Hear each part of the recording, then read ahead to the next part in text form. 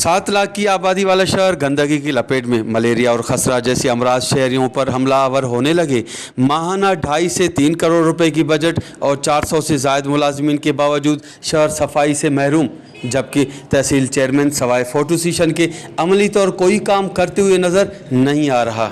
जॾहिं गाड़ी नौजवान चेयरमैन साहब आयो आहे सो असां हुन में लखे उमेदियूं रखियूंसीं त भाई हीउ नौजवान माण्हू आहे, हीउ कम खे पटींदो, पर असांखे अफ़सोस इन ॻाल्हि जो आहे त हीउ नौजवान सरदार ज़ादा आहे, सरदार जो पुटु आहे।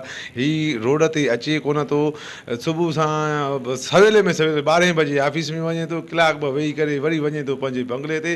हीउ रोड ते अचे कोन थो। हाणे असांजो मुतालबो इहो ई आहे या पीपल्स पार्टी खां या जेकी आला क़यादत आहे हिननि जी, त जेके नौजवान तव्हां रखिया न कर ग़रीब माण्हू खे चेयरमैन रखियो त जेको उहो रोडनि ते अचे ऐं ग़रीब अवां खां हाल वाल वठे थो, उन खां पुछा कयो उन्हनि सां कहिड़ा मामला मसला। ही रोड नालियूं अवल लॻियूं पियूं, उन ही 2.5 खां 3 करोड़ जेको बजट महीने में जॾहिं उहो अलाए कारे थी वञे, अलाए वॾेरनि जे बंगलनि ते ख़र्च थी थिए, अलाए छा। या उन खां अलावा जेके 400 असांजा मुलाज़िम आहिनि, त उहे 400 मुलाज़िम अलाए कहिड़नि जे बंगलनि जे वञी दरनि जा सफ़ाइयूं था कंदा अथनि, या कुझु वॾेरनि जा बॉडीगार्ड लॻा था वठनि, मुफ़्त जूं तनख़्वाहियूं खाइनि था, शहर में कमकार कोन थो थिए। असां हाणे पीपल्स पार्टी जी आला क़यादत खां इहो मुतालबो था कयूं त ख़ुदा रा बाबा, हीउ शहदाद कोट जो जेको हल्को आहे इहो मोहतरमा जो हल्को आहे, हीउ ज़ुल्फ़िकार अली भुट्टे जो हल्को आहे। हितां ज़ुल्फ़िकार अली भुट्टो वज़ीर आज़म बि थियो, मोहतरमा भी वज़ीर आज़म थी वई, हिन पंहिंजे हल्के जी तव्हां मालिकी। जबकि वश न्यूज़ से शहरियों का बात करते हुए मजीद कहना था कि